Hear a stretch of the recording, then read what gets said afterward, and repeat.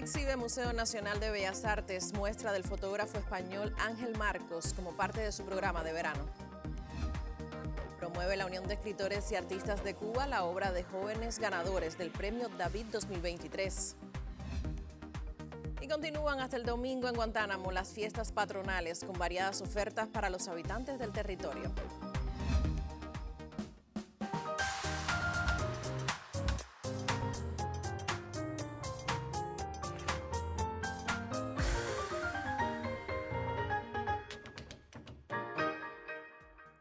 Saludos desde La Habana. Es viernes 18 de agosto de 2023 y ya abrimos la última emisión de la semana del Noticiero Cultural de la Televisión Cubana. El Museo Nacional de Bellas Artes ha reservado para esta etapa veraniega una amplia programación que incluye varias exposiciones en sus 2 edificios, a las que se suman conferencias, talleres y propuestas musicales en su sala de teatro. Entre las muestras destaca La anarquía del espacio, el reconocido fotógrafo español Ángel Marcos. En la sala transitoria del edificio de Arte Universal se exhibe una selección de fotografías, instalaciones y proyecciones en video que recrea una cartografía de zonas periféricas de varias ciudades del mundo.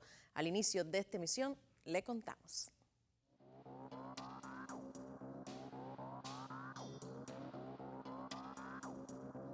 Las grandes ciudades son sistemas inquietantes y si están en los países eufemísticamente llamados en desarrollo, la funcionalidad del entramado es siempre frágil.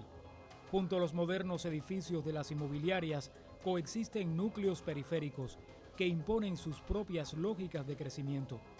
Algunos creen que son bolsas de marginalidad, pero ¿dónde están los límites de esas bolsas? A veces la frontera o el margen es simplemente una calle o un muro. El fotógrafo español Ángel Marcos ha recorrido medio mundo cámara en mano y presenta en La anarquía del espacio, la muestra que se exhibe en el Museo Nacional de Bellas Artes, un panorama cuestionador de muchas de las dinámicas urbanas contemporáneas. El curador de la exposición, Jorge Fernández Torres, quien contó con la asistencia de Margarita González Lorente, afirma que se trata de una singular cartografía. El conjunto de obras que aparecen en esta exposición es una especie de arquitectura de sobrevivencia y habla de la relación que se dan también entre las grandes megalópolis, las grandes urbanizaciones y la forma también en que se mueven ese tipo de viviendas ad hoc, alternativas, que en algunos países, en Brasil puede ser la favela, en España la chabola, aquí los yeguipón.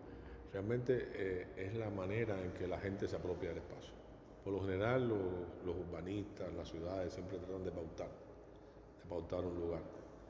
Y la gente, los perdedores también dentro de la sociedad, la gente que vive en peores condiciones, siempre trata de encontrar una forma de hábitat un tanto anárquica, ¿no?, que está asociado también a la sobrevivencia.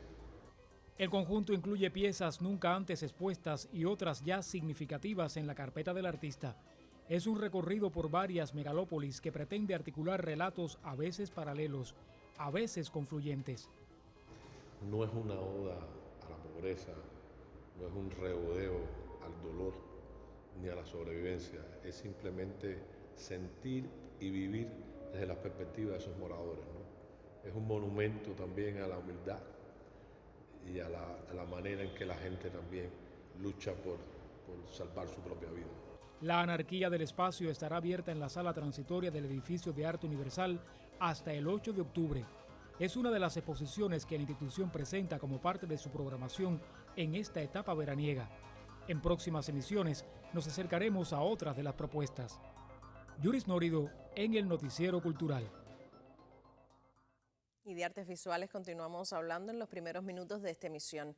La Galería Pórtico de la Asociación Hermanos Saiz de Villa Clara convocó al Salón de Artes Plásticas de pequeño formato, abierto en su sede con más de 20 piezas en exhibición. Los detalles en el siguiente reporte.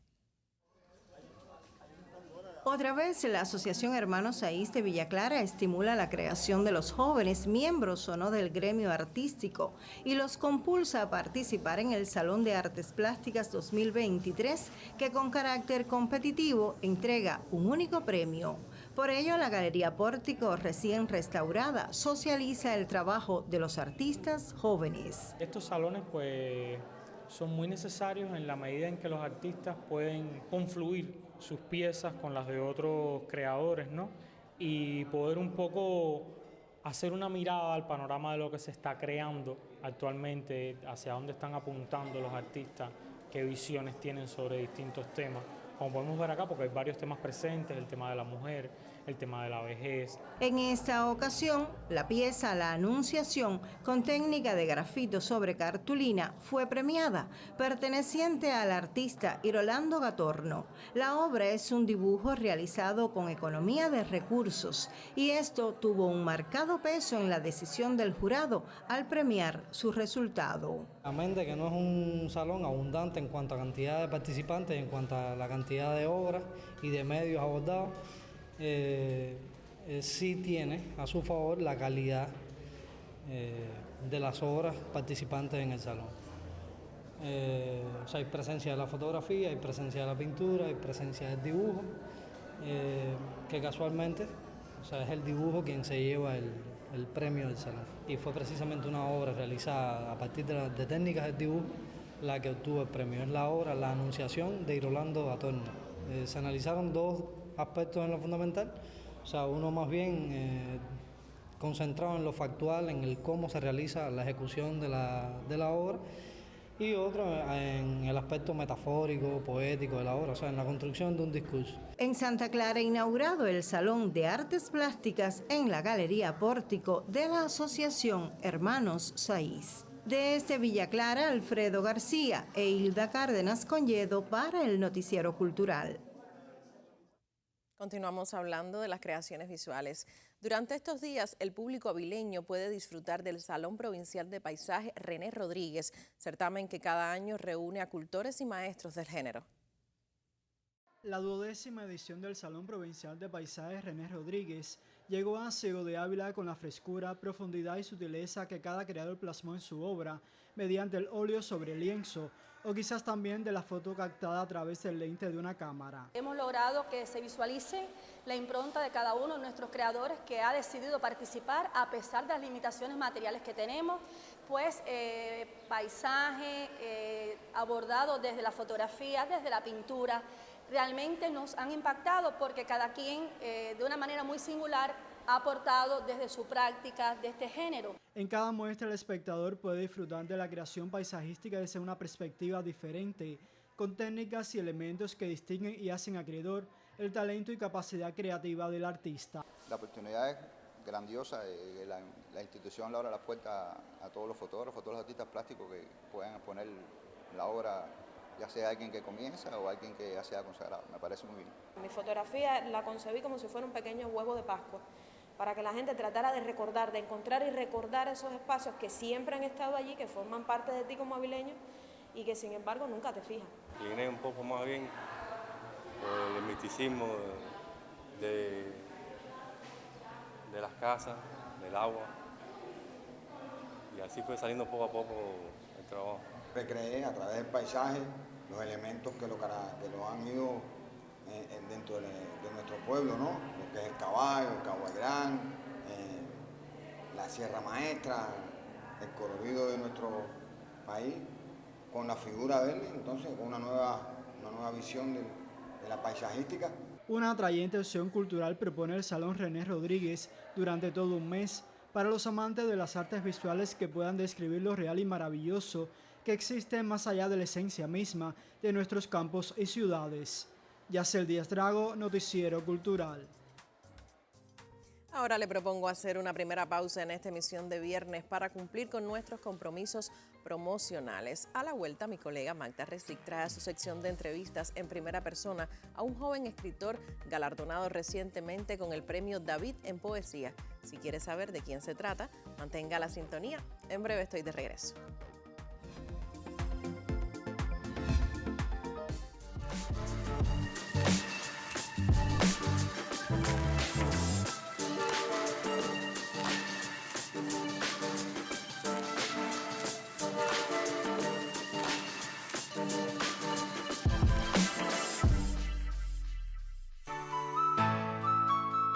Centro Provincial del Libro y la Literatura de La Habana durante el verano interactúa en varias comunidades de la capital con atractivas acciones literarias. Presentaciones de libros, descargas poéticas, intercambio con autores, celebración de efemérides, acciones en las casas de niños sin amparo filial, hospitales y comunidades.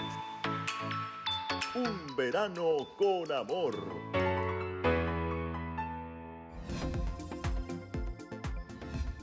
Lo anunciábamos antes de la pausa. Mi colega Magda Resín nos acerca hoy a la vida y obra de un joven escritor merecedor recientemente del prestigioso Premio David de Poesía 2023 que otorga la UNIAC.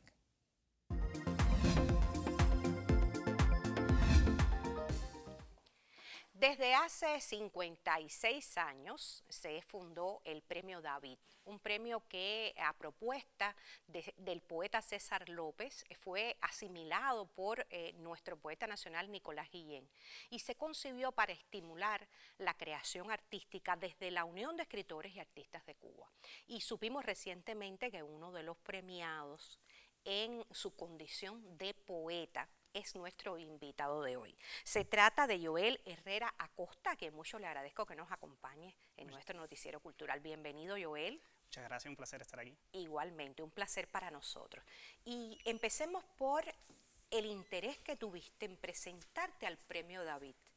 Ese interés está avalado por qué antecedentes que han hecho que un poeta joven como tú quiera participar en el David, concursar y, bueno, felizmente ganar. Claro. Yo creo que para la mayoría de los poetas cubanos, el David es un referente muy fuerte, simbólico, y específicamente siempre lo digo para el caso de los villaclareños. Yo soy un poeta santaclareño, en Santa Clara, en sus talleres literarios, en el diálogo con el resto de los escritores, me hice escritor, me hice poeta, y nosotros siempre escuchábamos aquel David primero de Sinfredo y luego el David de Dopico con El Correo de la Noche de 1988, que fue Premio de la Crítica en 1989, y entonces había como un gran mito fundacional con todo aquello. Y conocí a Dopico personalmente cuando trabajé en la UNIAC de Villa Clara, como especialista de literatura, y me sorprendió su poesía porque no conocía todo esto que había pasado, y de pronto me topo con sus poemas, me topo con esos dos libros, El Correo de la Noche y Expediente del Asesino, y fue una cosa que me deslumbró. Y me quedó aquello del David como fuerza simbólica. Además, cuando uno repasa la historia del David, desde esa primera edición del 67, compartida de Wichi Noguera y Lina de Feria, con Cabeza de Zanahoria y Casa que no existía, luego el lenguaje mudo de Fin Prat, y así hasta hoy, como los principales referentes de cada una de esas épocas, a veces se dice en lenguaje un poco más coloquial, los güeyes que alan la generación, estaban ahí, estaban en el David, en cada uno, incluso de la generación cero, que ya quedaba más lejos. Ahí Oscar Cruz, Jamila creo que también que ganó el David. O sea, siempre fue importante, nunca ha dejado de ser importante. Y entonces ahora lo ganó Joel Herrera.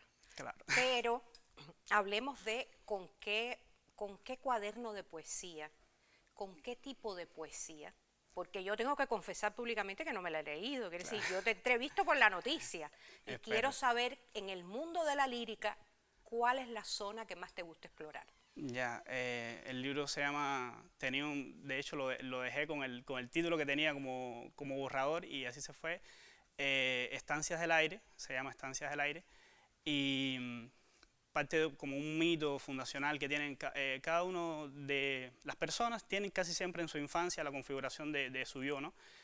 Y los poetas, como creo que cualquier artista empieza a indagar, empieza a buscar, empieza a abrirse mundo, a conocer nuevas experiencias, lo que sea, y luego cuando uno regresa de ese viaje, que a veces se vuelve más barroco o más intrincado, busca cosas más esotéricas, más extrañas, luego regresas a ti, pero con esa lucidez recobrada que te ves a la distancia.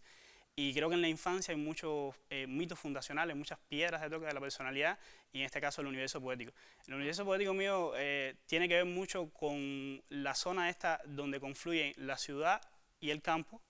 Están los mitos, los terrores y la esperanza de las zonas rurales, de esta ascendencia, sobre todo canaria, qué sé yo, o las poblaciones estas ricas, sabrosas, de los mulatos, los negros que se asentaban alrededor de las cabeceras municipales, y la ciudad.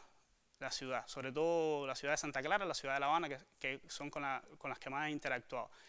Y entonces es como la frontera entre el ser de ciudad, ser del campo, y me interesa mucho todo lo que tiene que ver con los miedos y la esperanza de la gente, el folclore, qué los mueve, qué se dice en cada uno de los lugares, la gente como mitifica el espacio donde está. Y a mí me gusta mucho escuchar. Hay dos preguntas que te tengo que hacer, pero como ya tengo edad, no quiero que se me olvide. Una es ¿cómo fue esa infancia en tu caso? Ya nos lo sugeriste con los temas de las poesías, pero explica esa infancia para saber por qué llegaste a la poesía. Y segundo, ¿qué es poesía? Oh. Ok. A ver, la infancia, yo crecí en Guamajal, un barrio que era en la periferia de Santa Clara. Yo siempre estaba como en la periferia. Y me gusta mucho porque es un lugar donde confluyen dos espacios y los entreespacios me gustan mucho. Creo que uno, si es lo suficientemente receptivo, si está ahí dispuesto a escuchar, hay muchas cosas maravillosas que se pueden encontrar. Entonces, crecí en un campo, crecí rodeado de maíz, de mi papá sembrando, aun cuando trabajaba como maestro, mi mamá trabajaba como maestra también, después mi papá entró a ser militar, pero nunca dejó ese campo, ¿no? Y luego me mudé a Santo Domingo, un municipio de la provincia de Villa Clara, e igual estaba en las afueras del municipio, frente a un cañaveral, y fue una infancia feliz. Yo creo que la infancia casi siempre... ¿Y rodeado de libros, perdóname, rodeado de libros? ¿No? No. ¿Y quiénes te indujeron a estudiar, a conocer las letras? Porque hay que leer, hay que... Claro, yo creo que lo primero que debe dominar un poeta es el lenguaje, el idioma. Y aunque no había cultura libresca en ese primer inicio, sí había mucha riqueza de lenguaje, mucho idioma. Yo estaba hablando anteriormente o sea, fuera de cámara, ¿no? Estamos hablando de Onelio Jorge Cardoso, por ejemplo. Y Onelio es un poeta. Onelio estaba dentro de la narrativa, pero logra captar ese nivel de poesía, de síntesis. Usted escucha a un guajiro de campo hablar sobre la historia de su vida, sobre la historia de sus antepasados. Yo me sentaba a hablar con mi tío abuelo y me decía la historia de en tal batey nosotros hacíamos tal cosa, tu tatarabuelo tenía una dentadura perfecta, arrancaba la fibra del guamá y con esa fibra después se hacían unas sogas que se amarraban los bueyes, pero la forma de contarlo, la forma en que ellos contaban eso, te articula una herramienta del lenguaje que es poesía. Que es la misma, por ejemplo, del repentismo y de otras formas de decir y contar en los campos de Cuba, que Samuel Feijó tanto explotó. Ahora, ¿qué es poesía? Para mí, creo que me lo estoy preguntando todos los días y la sé reconocer cuando la leo. Yo sé que si Rilke dice que todo ángel es terrible, eso es poesía. Y sé que la poesía al final es un choque entre el conocimiento del mundo, que al final somos seres sociales. Miguel Hernández decía que somos el animal que canta y echa raíces, pero además somos el animal que continúa más allá, somos el animal que da un paso más allá de la muerte. Y algunos como Martí, por ejemplo, han seguido dando pasos y de hecho están todavía 2 pasos delante de nosotros. Porque la poesía los ha eternizado, los ha hecho perdurar. Y la poesía es eso, la poesía es el encuentro de la verdad del mundo en la sensibilidad y es un testimonio que se da. Bueno, mucho le agradezco yo a Joel Herrera, recientemente galardonado con el Premio David de Poesía. Un premio que exalta los valores literarios en nuestro país desde la Unión de Escritores y Artistas de Cuba, fundado en 1967, con ese impulso tremendo que diera a este certamen literario nuestro Nicolás Guillén. A ustedes les recomiendo que se mantengan con el Noticiero Cultural. Muchas gracias a Magda y a su invitado Joel Herrera por este diálogo que nos adentra en el universo poético de este joven villaclareño. Y a uno de nuestros más grandes escritores de todos los tiempos dedicamos hoy nuestro segmento de verano Clásicos. Nacido en La Habana en la segunda década del siglo XX, Eliseo Diego es considerado una de las voces cimeras de la lírica latinoamericana. Mi colega Yuris Nórido nos acerca a su vida y obra.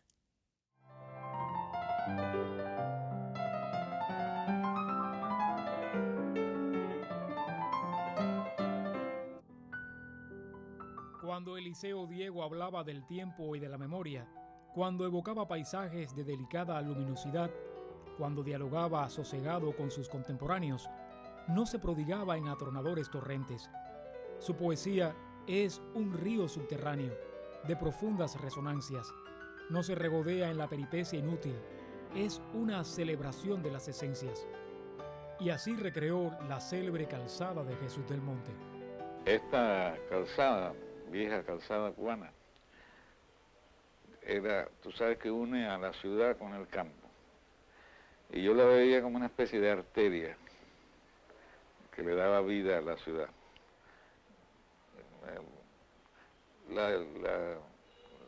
La imagen de las personas caminando, los carros, los tranvías, los camiones, todo esto me era como una especie de imagen de la circulación de la sangre.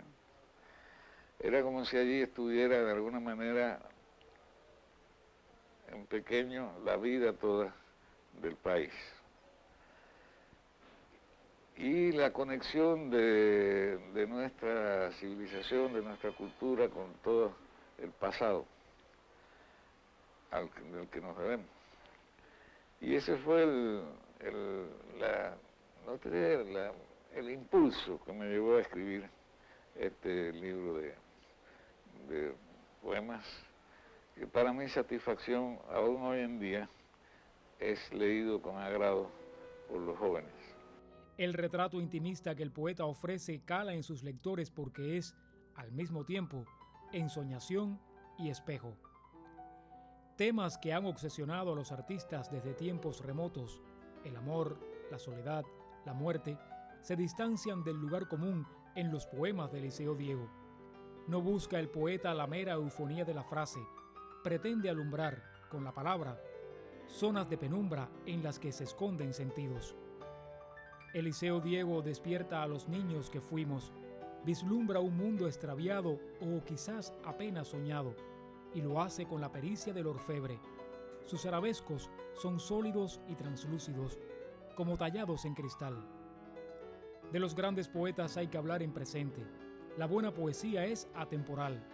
Junto a otros grandes, Eliseo Diego iluminó un siglo de la lírica cubana, sin sobresaltos, sin rupturas escandalosas, como si apenas susurrara.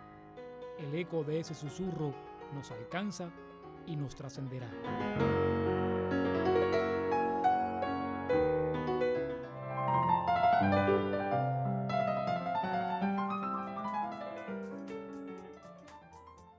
Inmenso Eliseo Diego, uno de los más significativos poetas de la lengua.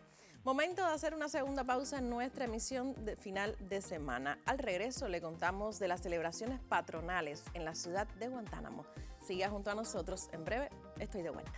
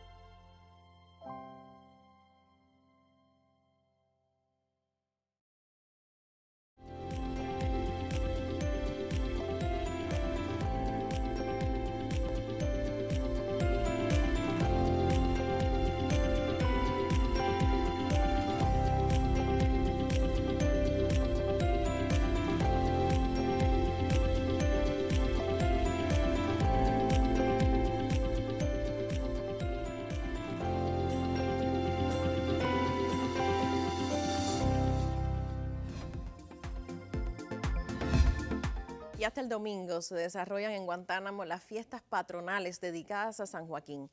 En esta edición, este encuentro de gran arraigo popular dedica sus jornadas al aniversario 153 del otorgamiento del título de villa a la ciudad del Guaso. Nuestra corresponsal en ese oriental territorio nos trae el reporte. El San Joaquín vuelve a ser una realidad que ameniza la vida de los habitantes de la Villa Iris. La festividad dio inicio con un desfile de tradiciones socioculturales que mostró al público y al jurado danzas, vestuarios, música, entre otras iniciativas propias de cada comunidad. A la celebración patronal asistieron las máximas autoridades del partido en Guantánamo, el gobierno local, así como representantes de organizaciones políticas y de masas. Frente a la Casa de la Cultura Rubén López Sabariego, sonaron los tambores, cornetas y se mostró a los presentes coreografías bien pensadas y materializadas por un grupo de jóvenes con actitud para el baile. Por la calle Pedro Agustín Pérez, una vez más los guantanameros se deleitaron con la ejecución artística de paseos, comparsas y estructuras folclóricas pertenecientes a proyectos tales como el Patio de Adela, Identidad, Por una Sonrisa, Montón Polo, Rumberitos del Este, Guaracheritos del Caribe, La Caoba, Renacer Cociá y Los Cecilita.